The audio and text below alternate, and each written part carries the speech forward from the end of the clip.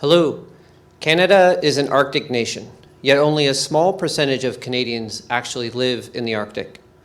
How do people living in the southern parts of Canada, or anywhere else in the world for that matter, learn about the unique and fascinating marine animals that inhabit this enigmatic environment? Let me present the online Arctic Marine Life course.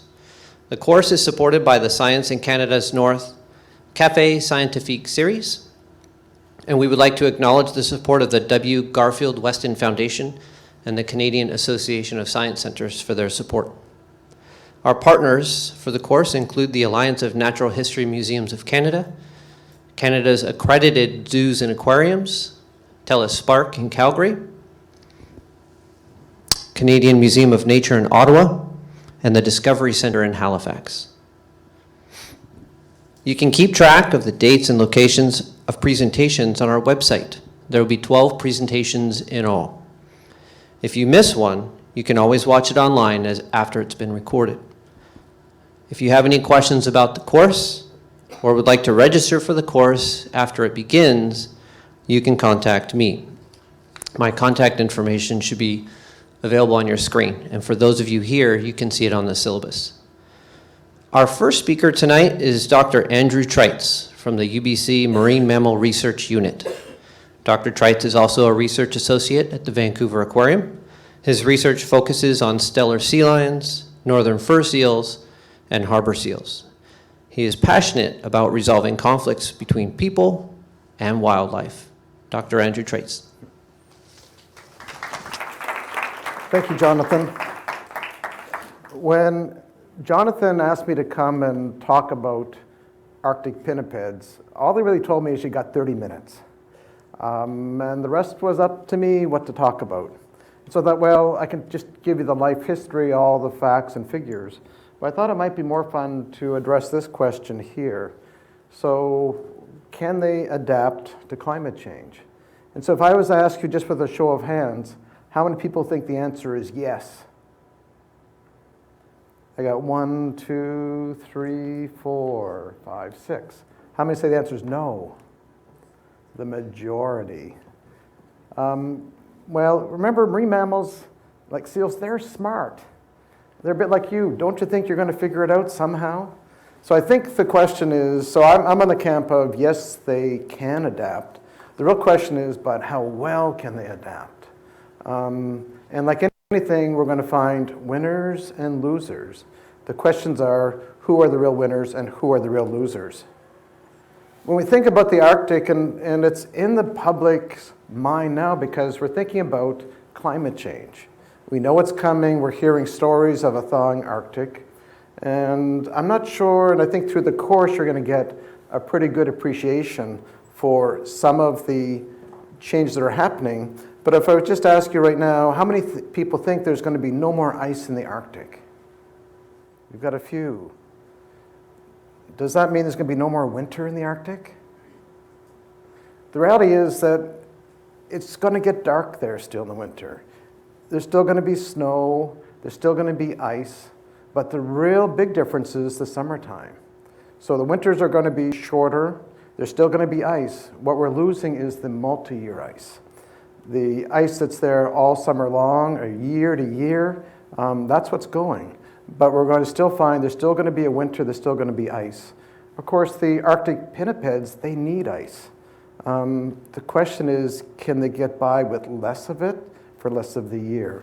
So some of the things on here, for example, in order for plant life to grow in the Arctic, it needs sunlight, and sunlight needs to get down through the ice somehow. So how much growth occurs under really, really thick, dark, multi-year ice?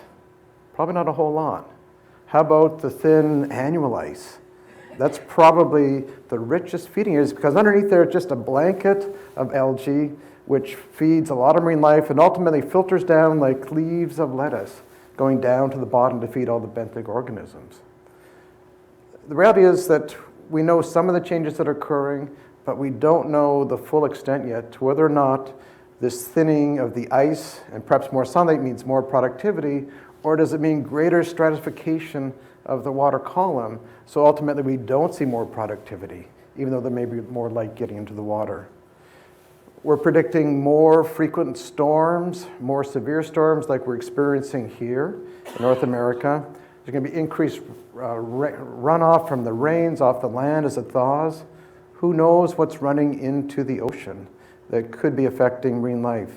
There's a lot of people that have brought their cats to the Arctic. All that kitty litter has been dumped in behind the house. Well, it's now thawing, and it's flowing in with parasites into the ocean, getting into marine mammals. Water temperatures, we know already they're up by 3 degrees. And what's the consequence of that as we go further to the metabolisms of the fish, the animals that the marine life depend on?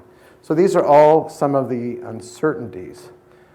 Out of this, we know there's going to be winners and losers. And I suspect we'll find that those that feed in the midwater may do the best, but those that feed off the bottom may ultimately pay the big price. So the interesting thing with seasonality in the Arctic is that it is so strong and it's been so consistent from year to year that ultimately we have the life histories of the seals and the whales too that are in complete sync with the timing of the ice formation, the way they use it, the way they survive, the way they give birth, the way they molt. And ultimately they've got a very fine-tuned life history that has evolved to optimize their survival. And is tuned to the timing of the ice formation, the breakup of the ice, the formation of the plinias, and this presence of prey. So I want to give you sort of my personal story with the Arctic. So as Jonathan told you, I've spent most of my time working in species largely in the summertime. And I've been up to the Bering Sea more times than I can count now, when the grass is green and lush, and the seabirds and everything else is just full of life, and you can walk outside without a coat on. Well, I had a chance to go up for 2 springs on an icebreaker to do some work with walruses, and it really changed my appreciation or understanding of the Bering Sea. I got to see it now in another season and now get a sense of it in its entirety. We started off by catching an icebreaker down in the Gulf of Alaska. We sailed through rough seas, going up and down, eating very little to keep our food in our stomachs. And then we got into this pancake ice, and the sea started to slow down and just sloshed a bit. And then as we went further, we got into thicker ice and thicker again, until it was like driving your car through the prairies. It was like completely flat, and literally I felt like I was in a farmer's field, and we're just like moving along, and all the ground is right there. And yet we're walking, driving through, sailing through the surface here, this ice-covered surface. So this was the ship. It was a U.S. Coast Guard ship, and it was set up to support science in the Arctic. Like any good trip in the wintertime, we're coming off, we were doing work here on the ice, and we had a crew of people. I was part of a team looking at walruses, but there were ice specialists, we had bird specialists, we had all sorts of people out there, including this fellow who's standing up here tall and proud. You can see he's got his rescue gear on. If any of us fell through the ice, he was going to throw a line to save us. But more importantly, he's got a shotgun over his shoulder, and his real job was to watch out for polar bears that could take any of us down at any moment. To find the walrus, we used a helicopter. We had this amazing pilot that flew in Vietnam, and the helicopter was kept in, where it was nice and warm, and then shoved out onto this deck. And the temperatures with the wind, it was like minus 35. It was painful to go outside. I have never in my life experienced cold like this. We wore camouflage equipment. You can see down here our medieval instruments, the crossbow. And our goal here was to put satellite tracking tags onto walrus with one of these devices, and another one was to take a genetic sample to learn more about, from the DNA, about the stock structure of walrus. And the major question was, where do walrus find their food? And to collect some basic data we need to predict what's going to happen to them. You notice strapped to his side there is a gun. And on this trip, there were 3 of us. It's with these other 2, and every now and then, I was the polar bear guard. They didn't realize that I was Canadian, and I never had a gun in my hands in my life. Naively, they just trusted that I knew how to shoot this. Unfortunately, I did not see a single polar bear, although I did pull it on a couple times and whip it around when I lost my concentration. Here we can see crawling up to them, and you can just make out the tag that's at the end of that crossbow. And it's about the size of a hockey puck with some very strong barbs, and it's going to be shot into the very thick hide, into the blubber of the walrus. And the typical reaction of the walrus was to rear up, startle, look at his neighbor, and then jab him with his tusks, like saying, "What did you do? How dare you stab me?" And they go back to sleep. From that, you can see at the top here where we had captured walruses. We had two large plinias, one we worked on from here, another one on this side, and just where some of the walruses went that we had tracked. Some are going up here into Russia, and others were sticking to the US side. So literally as though someone told them that there was an international border out here as to where they could go. So those continued to send in data for the better part of a year until eventually the tags work their way out and fall off. So this is when we didn't have the helicopter. One day we got stuck here in the ice and we could see from the bridge off in the distance walrus. And so Chad, who I'm standing with here, whose career is specialist on walrus, he said, "Let's go hike to them." Well, I had spent 4 months before going on this trip working out in the gym. I know you won't realize it right now looking at me, but I knew that I was going with two really young, fit guys, and if I was going to be slower than them, I'd be the one to get eaten. And plus, I knew sort of what was involved here. And so even when I was on the ship, I went to the gym every morning waiting for this. And this was tough. We're wearing special boots here that are waterproof, insulated. We've got our sticks here to grab onto ice pans in case it breaks off to get us back to the next one. And off we went. So I was not doing the tracking part, but my main interest has been, at least one of my interests has been in the diet. And I was sort of curious to know, what are the walruses eating that we're tagging right here? Because we're trying to make inferences about where they're going and what they're doing. Well, the only way the diet has been studied so far has been by shooting the animals. You shoot the animal, cut open its stomach, and you collect what's there and you say, look, they ate clams, they ate polychaetes, and you count it up. And I thought, maybe there's a better way. We've done a lot of work here at the aquarium where we feed our sea lions and our fur seals known species, known quantities, and then we collect their scat, their feces, and we use DNA techniques to work out the diets. So I thought maybe we could do that. So the first question is, do walruses pass digestive material to be applied onto the ice? And sure enough, look at the mess they leave. Well, in going out there to do this, I had to have special tools because everything is frozen solid. So I went to Home Depot and I said, I need your best chisel for ice. They said, ice? What are you doing? I said, you wouldn't understand. I really need, and so Home Depot provided scientific instruments. We chipped it off and bagged it and brought it back from all the different sites we'd worked on. And I had one of my graduate students who was doing work here with the sea lions. She's now done her thesis, finished it, but I said, hey, do you want a new challenge? Let's see if we can get the DNA extracted from walrus scat. And sure enough, we did, and we published our paper in Polar Biology. The first time anybody's been able to demonstrate a new way to look at diets of walruses. We don't need to kill them. We can collect their feces and extract DNA. So it's a proof of concept, but by doing this, trying something brand new, we've established a new way. So back on to other pinnipeds. How many Arctic pinnipeds, oops, I just gave you the answer. How many Arctic pinnipeds, and some of you may have looked at the sheets already. If I was to say, how many do we have? And I guess you now know, don't you? So no drum roll. Oh, actually, we got a couple that may not know. What's your best guess? How many species of Arctic pinnipeds? 20, way off, way off. It turns out it's pretty small. So you got the walrus, and there's only 3 others. We only have 4 that are truly Arctic. And we've got ring seals, which are the most abundant.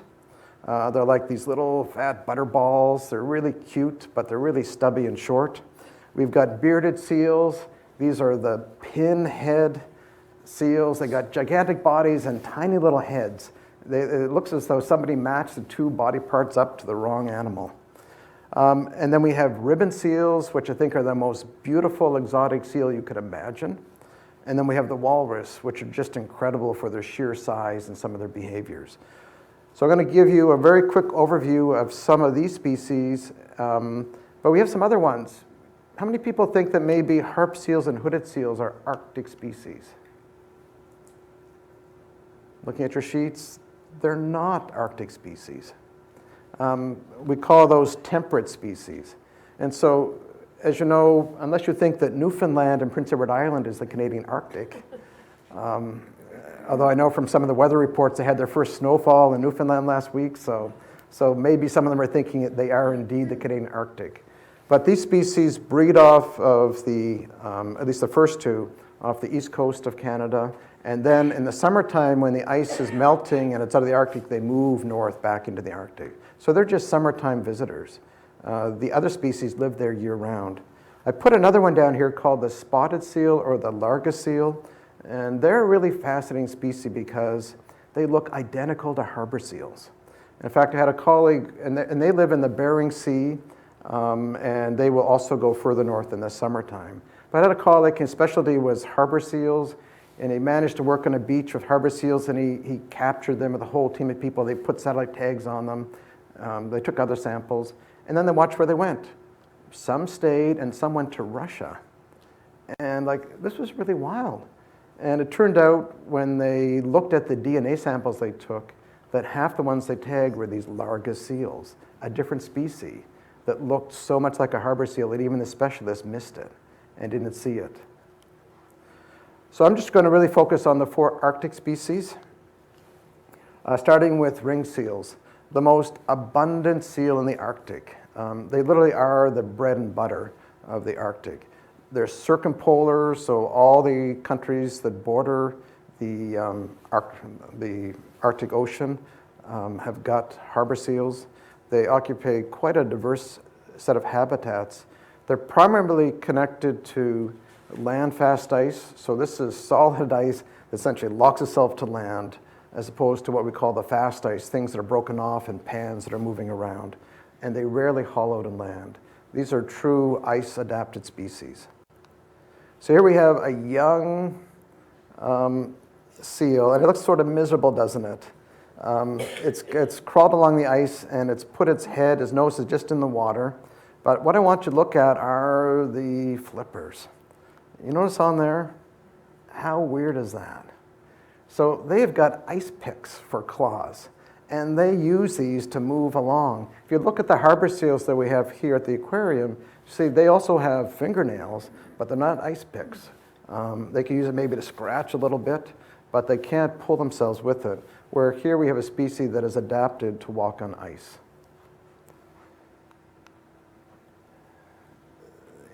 Mammals have to breathe air, and so to do that when you're in really thick ice means you need these claws not only to crawl but also to carve the ice out so you can maintain breathing holes and come up to the surface to breathe. But of course, you don't want to just have one breathing hole because maybe a polar bear is going to sit there and wait for you. You need to have lots of options. And so I think it's pretty much a full-time job. When you're not eating and sleeping, you're digging holes, keeping them open.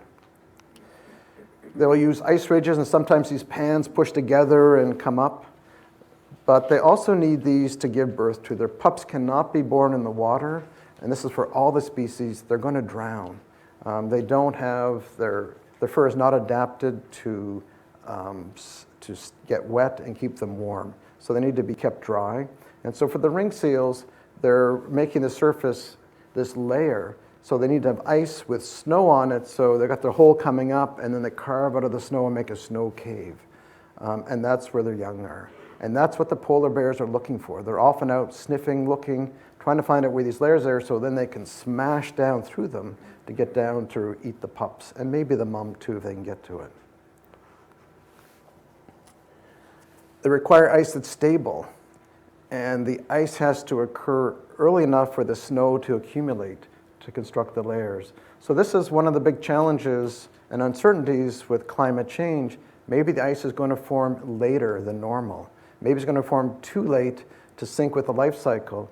And so the animals are going to give birth, but there's no ice, and they're going to give birth, and the pups are going to be born in the water on thin ice that breaks through.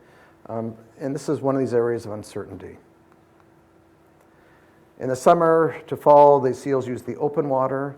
They feed on large zooplankton. They feed on crustaceans. They feed on fish.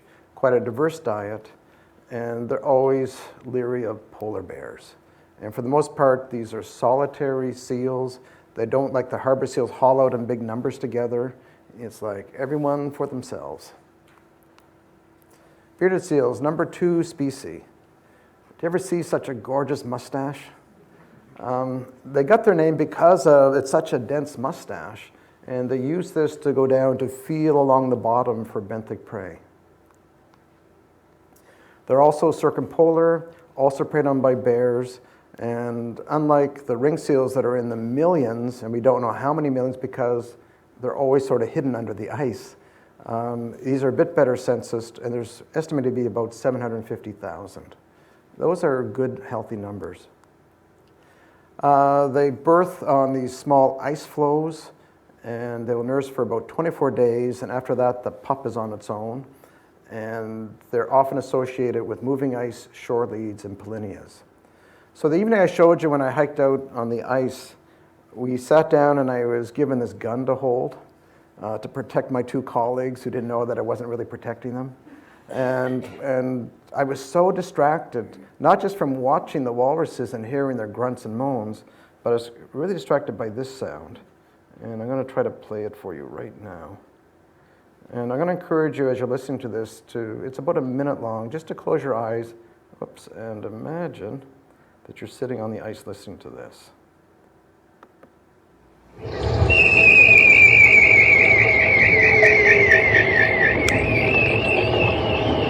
Just close your eyes and listen to this sound.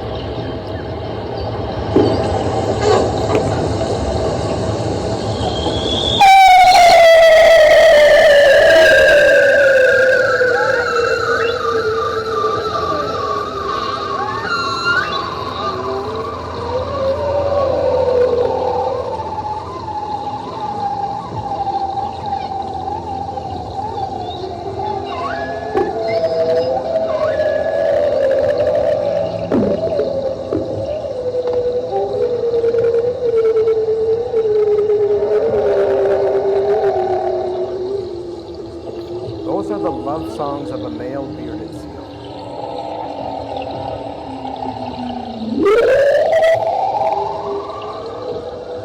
Pretty wild, isn't it? So personally, I think it sounds like alien spaceships. And it was the oddest feeling to be sitting on the ice and hearing this coming up through the ice all around me. But it was bearded seals courting females that were in this area, in this open polynia. They can haul out on land, but fairly rarely. For the most part, they're pelagic. And they feed on clams, fish, and squid. Walruses, number 3 species, which are fascinating. We've got 2 species, one in the Atlantic Ocean and one in the Pacific. You can see the one in the Atlantic is not very abundant. The estimates are pretty low. They're subjected to a lot of hunting. One of the big differences in terms of looking at them is the size of the tusks. For some reason, the tusks in the Pacific are gigantic, and the Atlantics have much shorter tusks. They too are circumpolar. The sexes are together during the winter, but they separate in the summer. So after the calves are born, the mating's finished, they will go off. And I'm going to show you here. These aren't just love songs. These are everybody's songs together.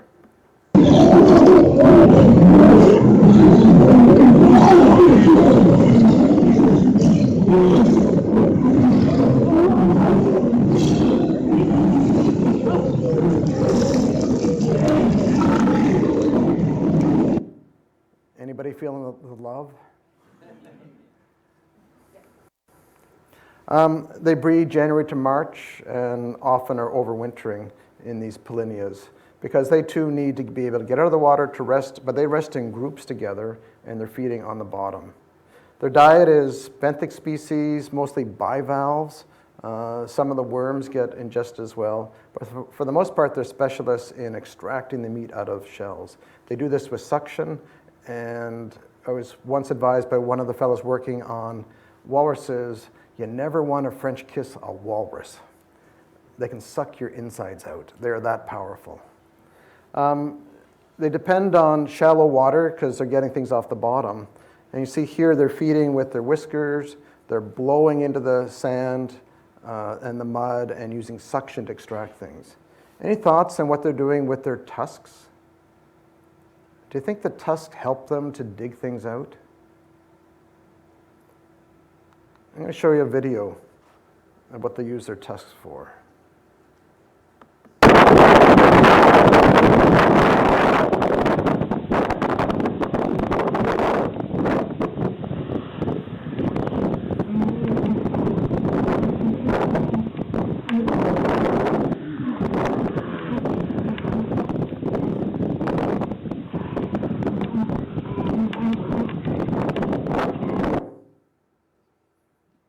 It to get out of the pool. I mean, imagine, so a sea lion can thrust with its flippers and just come jetting out of the water. A harbor seal needs sort of a shallow beach and sort of can crawl up. Here the animal has to climb out of the pool. And so they use that tusk to get their first grip, to get them high enough to get that flipper up, to get the other one up to get out of the pool. They don't use it for feeding, although that's a common misperception. The biggest threat here happening with walrus right now is as the ice is disappearing, particularly summertime, that the animals are now forced to use land. Before they would be floating over areas where they could get down to the bottom to feed, and we're finding that they're very maladapted to disturbance. Disturbance, simple as a person going by in a boat, an airplane flying overhead, is causing walruses to stampede, and they're crushing their young. And so that's right now is a huge threat. And there's even some discussion about building essentially life rafts, floating platforms to put out here to replace the ice, to give them a spot to rest so they can get access to food. Here's the number 4, our final Arctic species. Just such a gorgeous animal, and we don't know why they have this pattern in their coloring. About 250,000 animals, and they tend to use the marginal ice front. They need ice for pupping and for molting. And so all the pinnipeds have hair, which they're going to lose as they replace it with a fresh coat of hair each year. And they need, in this case here, for the pups to be near food so that by the time they wean, the pups are still in the ice, it goes in the water and finds the food that they need. They tend to feed on benthic species, fish, shrimp, and octopus. So just a couple of brief words on these temperate pinnipeds. Remember things like harp seals and hooded seals. Harp seals are extremely abundant. We're talking of millions of them. And I didn't check the most recent estimate, but I think it's around 6.5 million animals. Hooded seals, spotted seals. And like all these species, they need the stable ice to give birth on and molt on as well. And then in this case, the temperate ones move north into the Arctic. Biggest predators are polar bears. And polar bears need this ice. Their favorite prey are the ring seals, but also the bearded seals. They occasionally will take belugas, narwhals, walrus, reindeer, and birds, but their bread and butter really are these ring seals. So they're probably not going to do so well, which perhaps for the ring seals is good news. Finally, we're not going to have so many animals, so many bears trying to kill us. But for the bears, it means a shortened season to go feed, to be on the ice, to get access to them, and longer periods of fasting. Another victim in this might be some of the species that feed on scraps that the bears leave. Arctic fox, for example, and some birds depend on scraps left over. So a very quick overview. What are the risks posed by climate change? Certainly unstable ice can lead to failing of pupping and the pupping sites. They're going to be missing protection from storms that come through. If there's no ice at all, when there's no resting place, maybe longer transiting times to get to feeding areas, and increased energetic costs. All those are real negatives. We don't know about their prey. There's going to be shifts in the quantities and qualities of it. Maybe there'll be more, but a good chance there'll be less. And it's probably going to be less predictable about where it's going to be and when. We've got new predators coming into the Arctic, primarily killer whales. They're being observed more and more frequently in the eastern Arctic. Inuit don't recall ever seeing them before. Well, that's because with that ice, it gets in the way of those big dorsal fins, and now that's not an issue for them. We've got new competitors coming north. We're going to find, perhaps we'll discover that hooded seals and harp seals, maybe they're going to spend their whole year in the Arctic now. Maybe gray seals are going to go up there. And with them, they may well be bringing new pathogens with them as well. And so these are some of the other changes as different species come in, bringing in diseases perhaps that they've never been exposed to. It's going to have a big impact on human health as well. Many of the people there are still very dependent on eating marine mammals, and they're going to be less accessible perhaps, or maybe in lower abundance. So winners and losers. I would say the biggest winners are going to be those that are no longer barred by ice, so they've got new habitat to come to, and any species that's flexible should do okay. Biggest losers, those that are in small numbers, small distributions, too specialized in how they feed, extremely dependent on the seasonal ice, and unable to get access to the prey and avoid predators.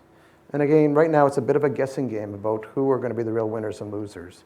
I think without question the biggest losers would be polar bears and walrus.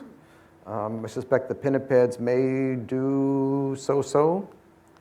Biggest winners, perhaps these temperate seals, the hooded seals, the harp seals, they may end up winning and pushing some of the Arctic species down to lower numbers.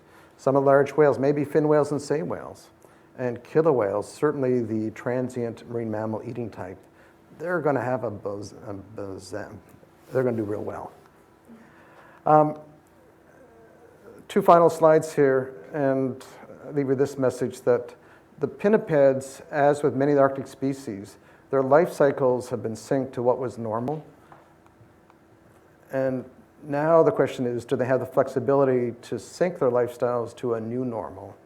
And we're still, as scientists, trying to understand what is that new normal going to look like.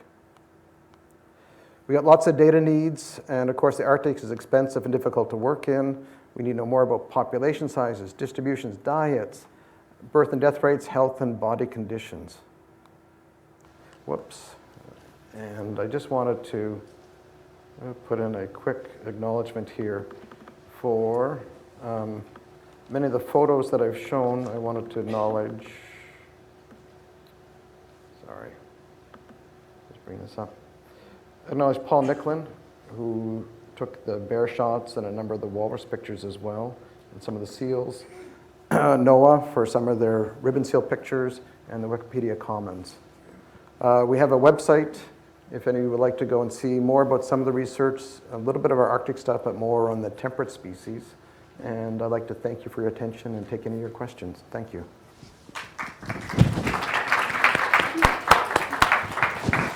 That was great. Thank you very much, Andrew. So we have some time for some questions, so please feel free to raise your hand and ask away.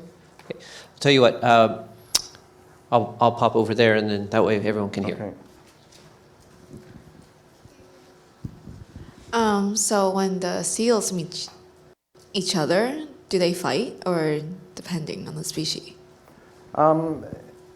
So typically males like to fight. It's in their genes. And so for mating opportunities, males are fighting among each other.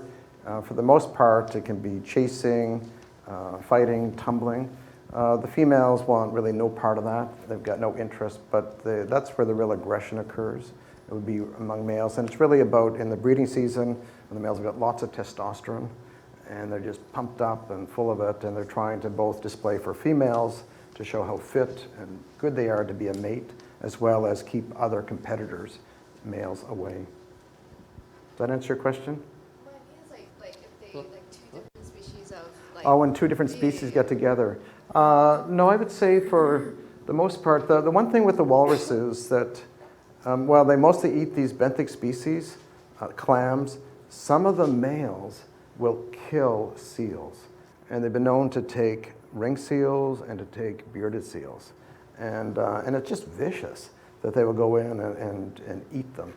And so that's the only two, well, just walruses have a real conflict, the big males with some of the other species. But otherwise, they're just sort of indifferent to each other. Are these seals also prone to nutritional stress, such as is the case with Steller seal lines? Yeah, and so we don't really know what nutritional stress is for these animals. So, you know, when we talk about nutritional stress, we're thinking in many cases about starvation. And so do we see signs of starvation? I haven't heard any reports of that, but potentially down the road, that could be a factor if we discover that, you know, climate change has altered the abundances or distributions of species. The other aspect of nutritional stress is the quality, is how much fat is in the prey. Marine mammals need a lot of fat. But if the water's warm to the point when all of a sudden we have a lot of the white-fleshed fish, so more cod, for example, that could end up being a bad thing. So because these animals need a lot of body fat to build up those layers to stay warm during the winter. So we don't know the answer to it, but for the moment, I haven't heard of any reports of unusual body conditions or signs of food stress. We have had reports of unusual diseases showing up, and where the natives are reporting having seen diseased animals with spots on them and things, and dead animals, and they don't know what these diseases are, nor do the scientists know what they are either. And so presumably it's something that's come from elsewhere, maybe it was released with the thawing of the permafrost. And so those are being watched. Changes are occurring, but in terms of the body condition of the animals, we haven't heard any reports of that changing. I think we have time for one more question. All right, we'll pass the microphone and trust that you'll pass it back. Hi, I'm just wondering, because there are a lot of microplastic right now in the ocean, so I'm just wondering, when you are studying their scats, did you find any microplastic or any trace of it? So we're not looking for microplastics. I was recently at a meeting in China with marine scientists from all across the Pacific. And one of the interesting reports was that the highest concentration of microplastics appears to be here in North America. And it makes sense in some ways because many of those microplastics are in those defoliant creams that we're buying to remove our dead skin. And so we're using more of those products in North America than they're using in Russia or in China. And so we're flushing that down our sinks. We're flushing that down our bathtubs. And that is getting into the food chain. I'm not aware that many people in the Arctic are using defoliants. So I think we're going to discover this is more of a problem where, you know, both with the more affluent, people that can afford these sorts of products, and I think we also need a greater awareness among the public that just because you don't see it, you feel it, but that is ending up in the food chain, which animals are ultimately consuming. All right, well, thank you very much, Dr. Andrew Trites. It was a fantastic presentation. Okay. I appreciate you coming here tonight and telling us about what's going to happen, who are the winners and losers of climate change are going to be in the Arctic. Thanks. I'd like to go ahead and wrap up here to let you know that the Vancouver Aquarium is a nonprofit organization committed to conserving wildlife, aquatic life, And if you'd like to support the aquarium and its programs, you can visit our website at www.vanaqua.org. Thank you very much.